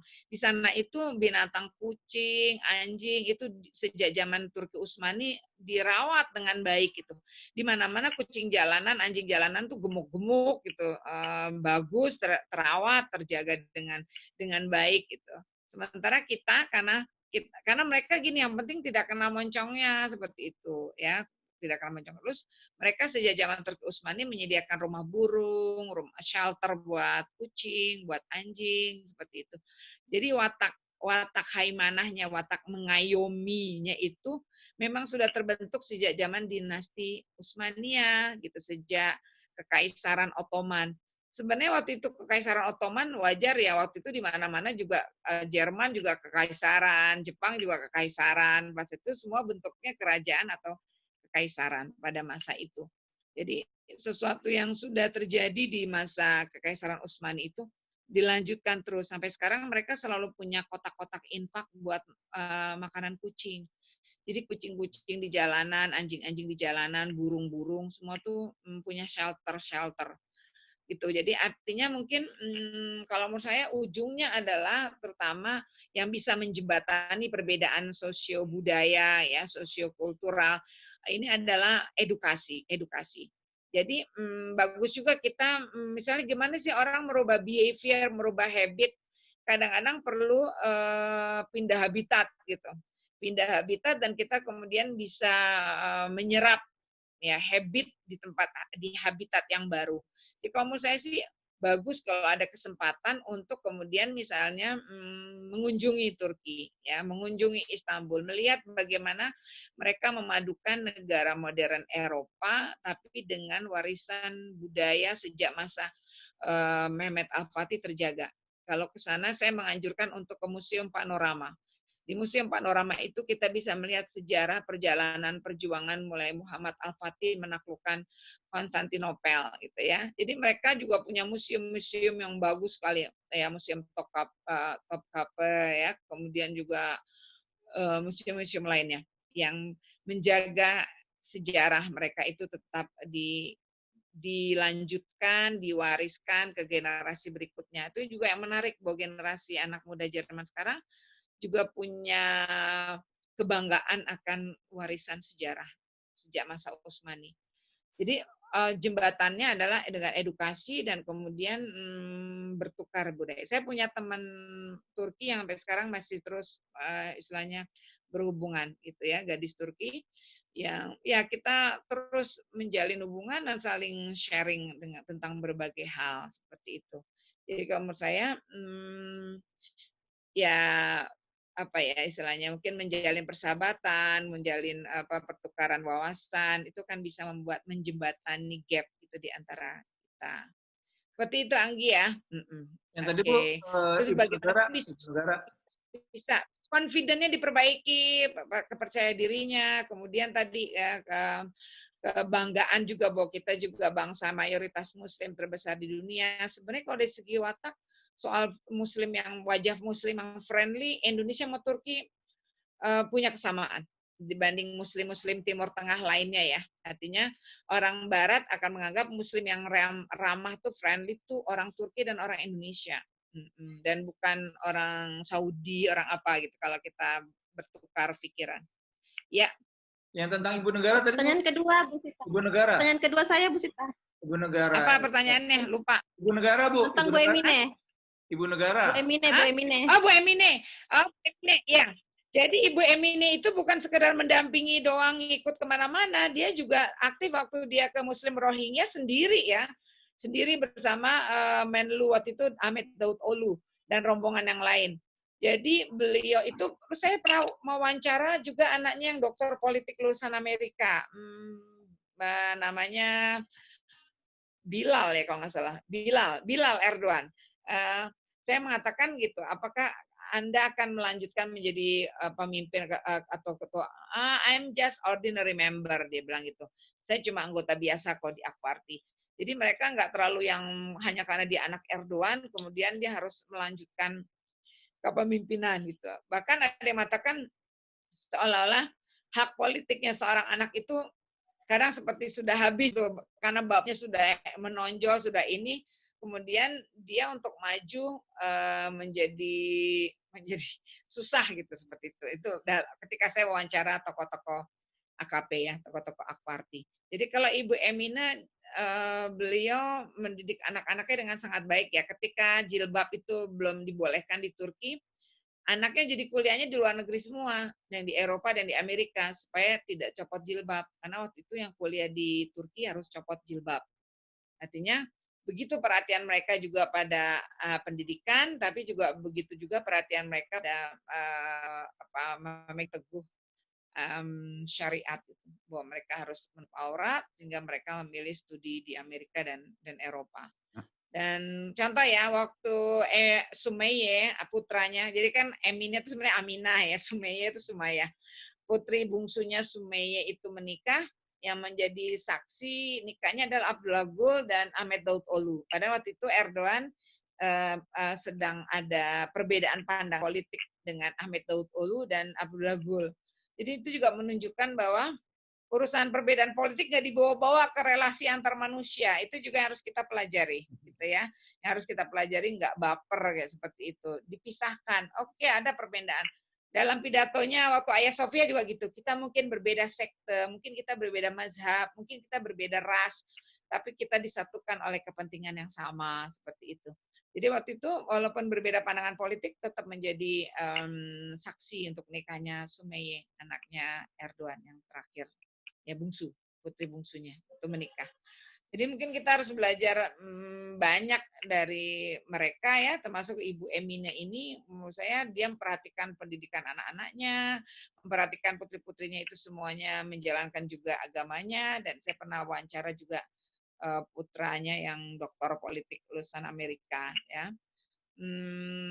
Ya luar biasa, anak-anaknya hebat-hebat ya. Jadi Ibu Emine ini ya pendamping juga ya, ibu yang hebat buat anak-anaknya, dan dia juga terlibat aktif juga, nggak cuma dampingin suami ya. Buktinya tadi mengunjungi negeri-negeri yang tertindas, termasuk ya negeri-negeri Afrika yang diayomi oleh Turki. Ya, bukan nggak ada tantangan ya, pasti Turki ini paling banyak mendapatkan kecaman dari media Barat ya, pasti segala hal termasuk ya tuduhan-tuduhan Erdogan diktator dan seterusnya dan seterusnya. Tapi kayaknya mereka yang penting rakyat Turki tahu apa yang yang disampaikan oleh pemimpinnya, visinya apa, tujuannya apa buat mereka, yang penting rakyat Turki. Jadi mereka tidak terpengaruh oleh penilaian bangsa luar ya atau apa. Jadi punya confidence yang luar biasa. Gitu, Anggi. Ya. Baik, terima kasih Bu. Ini ada sebelum ini udah mendekati jam 3 Bu ya. Sebelum ini ada beberapa hal mungkin yang mungkin di luar konteks, tapi ini juga banyak juga menjadi perhatian teman-teman, terutama di kalangan Islam politik di Indonesia ya. Bagaimanapun kan nih, Turki ini menjadi salah satu prototipe ya, atau benchmarknya Islam politik ya. Mungkin ada dua ya, mungkin Turki dan Tunisia. Yeah. Tapi yang lebih menonjol ini kan Turki, karena dia bukan hanya sekedar di dalam negeri, tetapi juga di kawasan juga dia menjadi sentral kekuatan juga. Ya. Okay. Nah, kira-kira Bu mungkin ya pelajaran buat kita di Islam politik di Indonesia, sebenarnya dari sekuler ya, kemudian dia menggeser perlahan-lahan ke tengah ya, kemudian juga akhirnya juga apalagi bicara masalah advokasi ya, pembelaan terhadap dunia Islam tadi, boleh di Syria, di Suriah, kemudian di Palestina, ya di Uighur, ya dengan segala macam strateginya. Nah, kira-kira mungkin ada berapa poin gitu Bu yang mungkin bisa disampaikan kepada kita sebagai pelajaran. Saya lihat selain Tunisia juga sekarang Aljazair ya. Aljazair, Rashid Ghannouchi juga kan memenangkan. Aljazair juga menjalani fase yang cukup unik ya, karena dulu pernah juga Front Islamic Salut menang lalu dibekukan gitu ya. Jadi negeri-negeri muslim itu banyak sekali kemenangannya dibekukan. Karena itu langkah Erdogan dengan menanyakan pada rakyat. Jadi salah satu waktu saya mewawancarai Mustafa Oskaya, direktur TVNet, apa sarannya mereka untuk Indonesia, dia mengatakan read your people and read what their needs, read what their wants. Apa yang menjadi kebutuhannya, apa yang menjadi keinginannya, itu yang penting adalah bacalah rakyatmu, keinginan rakyatmu seperti apa. Nah, itu satu hal yang menurut saya satu hal yang menarik ya dari pembicaraan itu adalah bahwa mereka ingin ke Uni Eropa, dan itu sebelumnya Erbakan tidak mau. Erbakan itu adalah mendirikan negara berkembang 8 negara Islam ya. Maka mendaftarlah ke Uni Eropa. Ternyata blessing-nya adalah persyaratan untuk menjadi anggota Uni Eropa, dan itu diinginkan oleh rakyat Turki, 70% lebih menginginkan seperti itu. Dan militer yang selama ini punya tradisi kudeta berkala. Jadi militer Turki juga sering melakukan kudeta berkala. Kalau Erbakan itu dikudeta dengan soft kudeta oleh MK, Mahkamah Konstitusi, ya, meminta Erbakan mundur. Nah, perjanjiannya dengan Uni Eropa adalah tidak boleh militer intervensi dalam semua urusan kemenangan atau urusan politik. Jadi teorinya Samuel Huntington, objective civilian control, bahwa sipil yang harus berkuasa dan tentara ada di barak, itu diterapkan sebagai persyaratan menjadi anggota Uni Eropa sesuai keinginan rakyat, gitu ya. Nah, kemudian Aljazair, kemudian Tunisia, mereka juga meniru Akparti sebagai role model. Salah satu contohnya apa? Bahwa kan konstitusinya Turki masih sekuler sampai sekarang. Dan kemudian konstitusinya sekuler. Jadi bukan konstitusinya Islam atau apa gitu ya.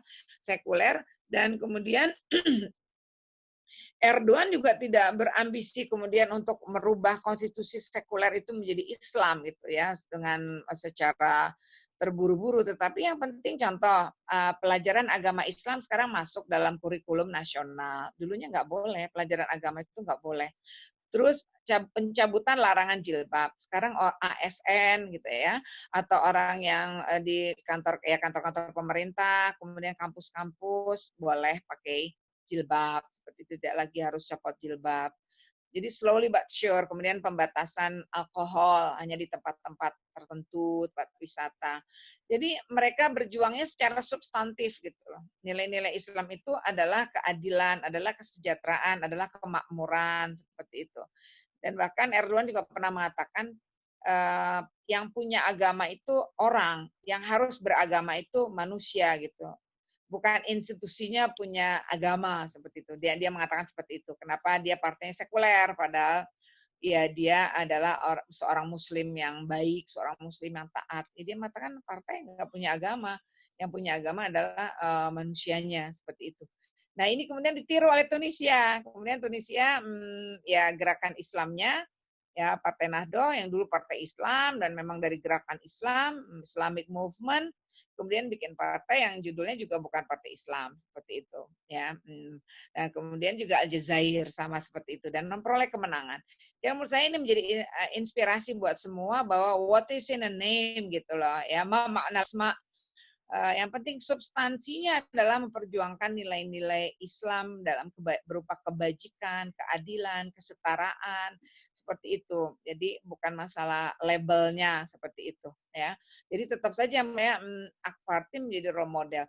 Ada satu lagi yang perlu kita pelajari, masukan dari musuh Islam biasanya juga cukup objektif buat kita.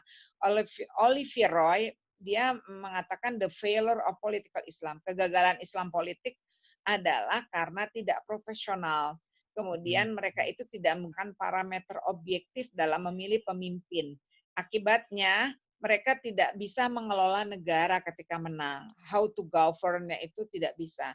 Contoh misalnya menurut mereka, ya Afgan bisa menang dalam perang terhadap Rusia gitu. Tapi kemudian bagaimana mengelola Afgan menjadi negara yang maju, kemudian terbentur pada perang saudara, tidak adanya para profesionalitas, tidak adanya parameter yang objektif. Jadi kalau menurut saya, akhirnya ke depan ini harus bahu-membahu ya, seperti yang dikatakan juga Erdogan, kita berbeda pandangan politik, kita berbeda mazhab sekte, tapi kita sama-sama anak bangsa ini, mari bersama membangun negeri ini, kita adalah pemilik sah negeri ini, kita semua adalah pemilik sah negeri ini. Nah, saya ingin mengatakan juga semua nih pada era Indonesia, mudah-mudahan kita nggak ada politik balas dendam, nggak ada kemudian yang apa ya istilahnya, ya tadi politik is an art of possibility, seni berbagai kemungkinan. Yang penting bagaimana mengedepankan kepentingan rakyat gitu ya, bukan kemudian konflik yang, jadi kita harus tahu kapan harus terjadi rekonsiliasi untuk membangun negeri ya, seperti itu. Kecuali tadi kenapa Turki tegas terhadap veto, karena upaya kudeta gitu ya, karena melakukan kudeta. Jadi mudah-mudahan di Indonesia juga seperti itu. Kalau kita umat Islam ya bisa membuktikan, mudah-mudahan dengan edukasi, kemudian bisa leading gitu di dalam parlemen, dan kemudian juga membawa dampak Indonesia ini misalnya sampai suatu saat maju secara ekonomi, bebas dari hutang, bisa mensejahterakan rakyatnya, maka ini akan menjadi model juga gitu, menjadi contoh juga buat negara-negara di kawasan lainnya.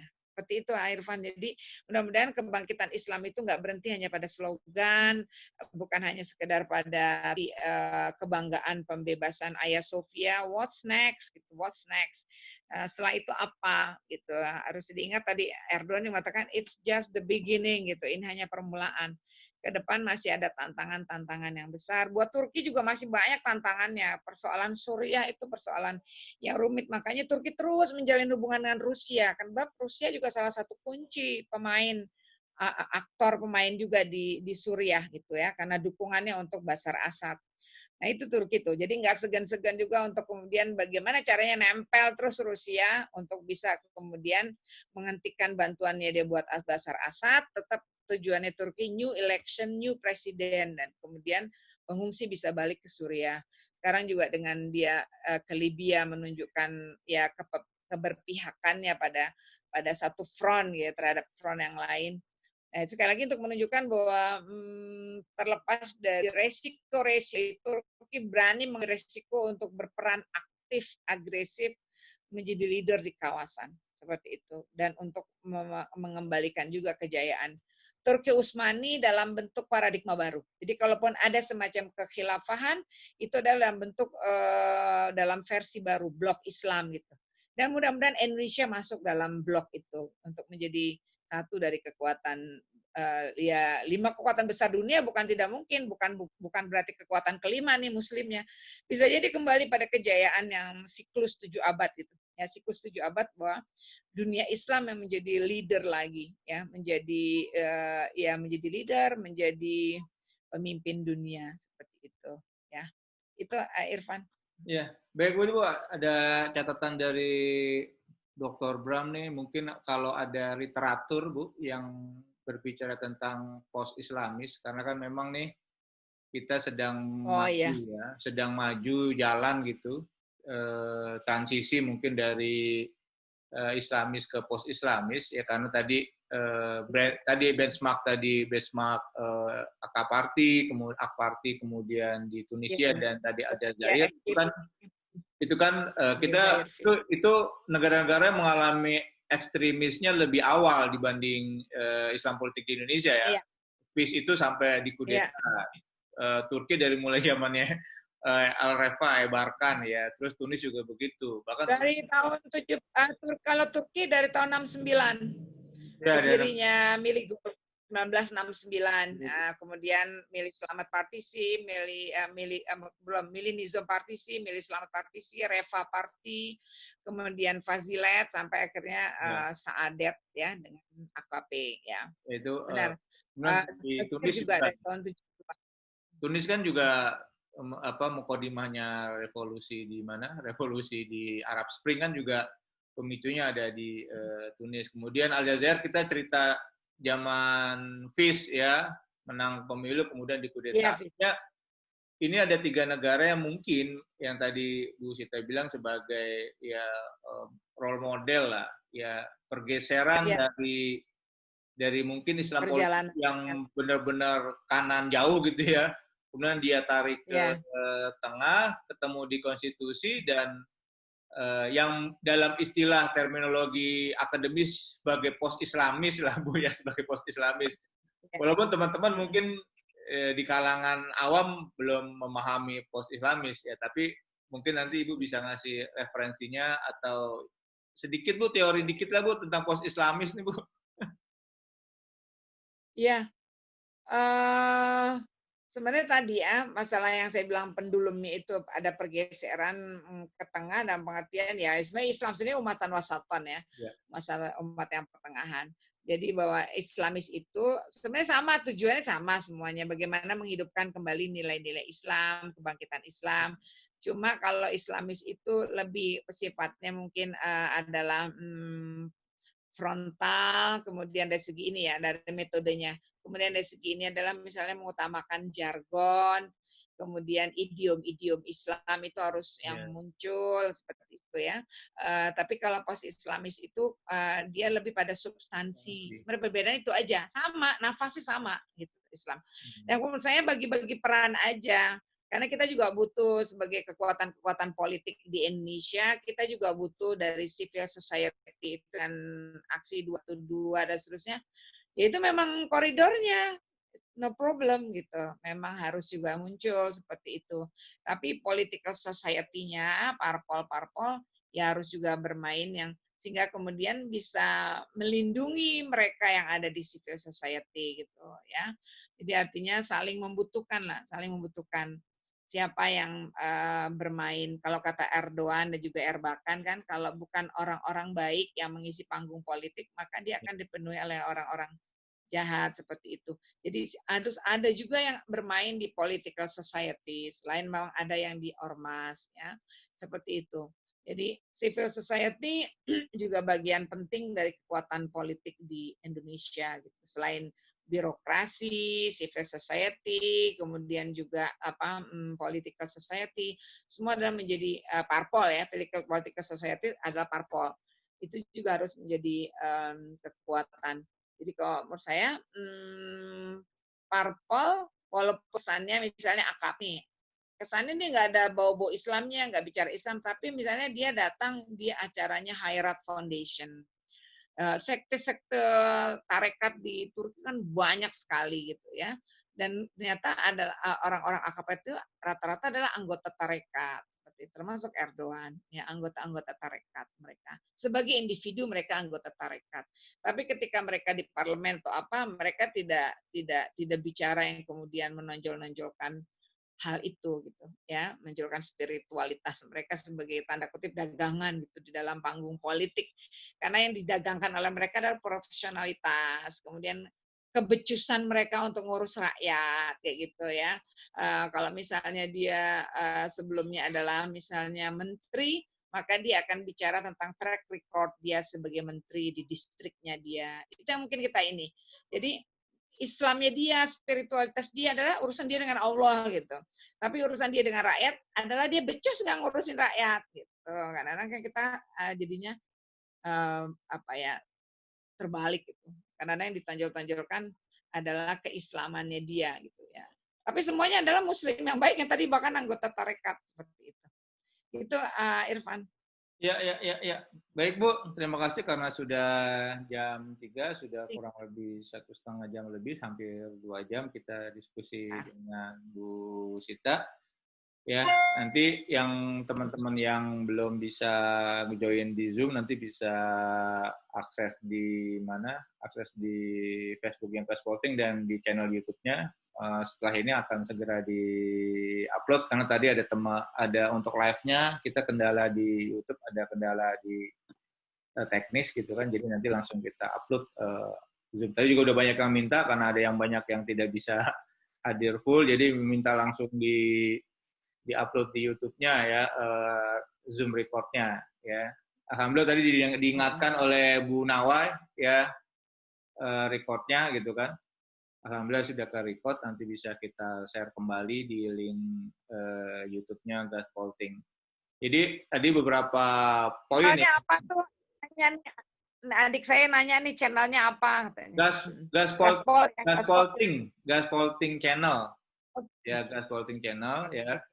Kebetulan di Gaspolting channel ini sebagai medianya Bu ya, media delivernya, tapi untuk di tema-tema kajian dan diskusinya kita ada Gaspol Institute ya. Nah, ini kita sudah bekerja sama dengan beberapa. Ini sudah yang seri ke-5 ya. Kemarin terakhir kita bicara sama anak muda yang konsentrasi di advokasi penyandang disabilitas. Ya, cukup menginspirasi juga ya teman-teman anak muda. Beberapa hari yang lalu juga kita diskusi tentang peran anak muda di partai politik. Ada dari perwakilan dari Partai Gelora, ada perwakilan dari PAN, Ibu Zita Anjani, yang juga wakil ketua DPRD DKI. Jadi diskusi ini akan terus bisa kita kita rutinkan ya sebagai tambahan wawasan kita ya. Di era pandemi ternyata ada blessing juga ya, jadi kita jadi melek teknologi ini. Kemungkinan terjadi perubahan leader-leader dalam konstelasi politik dunia. Iya. Jadi begitu Bu, terima kasih Bu. Ya mudah-mudahan sih nanti untuk ada beberapa tema sebenarnya kajian di Turki ini agak menarik karena ada beberapa pointer sebenarnya Bu, ada beberapa segmen yang banyak juga. Tadi kebetulan udah banyak ditanyain, kayak misalnya kemungkinan Turki pasca Erdogan, ya, kemudian bagaimana konstelasi Turki setelah nanti prediksi pasca pandemi dan pasca pemilu di Amerika Serikat. Jadi banyak Bu usulan-usulan tema yang memang sentralnya masih di Turki karena kalau kita bicara di Indonesia agak susah Bu gitu ya tentang Indonesia. Jadi benchmark benchmark Turki ini cukup menarik ya. Jadi mudah-mudahan nggak kapok Bu diundang sama Gaspolting. Ya, insyaallah. Terima kasih teman-teman yang sudah bergabung dari Makassar, dari Bali, dari Medan, dari Aceh ya. Ya, terima kasih atas partisipasinya dan mudah-mudahan bermanfaat. Terima kasih kepada Bu Sita, terima kasih banyak ya atas semuanya. Jangan kapok Bu ya, Jangan kapok, nanti mungkin diundang lagi. Terima kasih Mbak Sita. Ya. Ya. Assalamualaikum warahmatullahi wabarakatuh. Subscribe bro.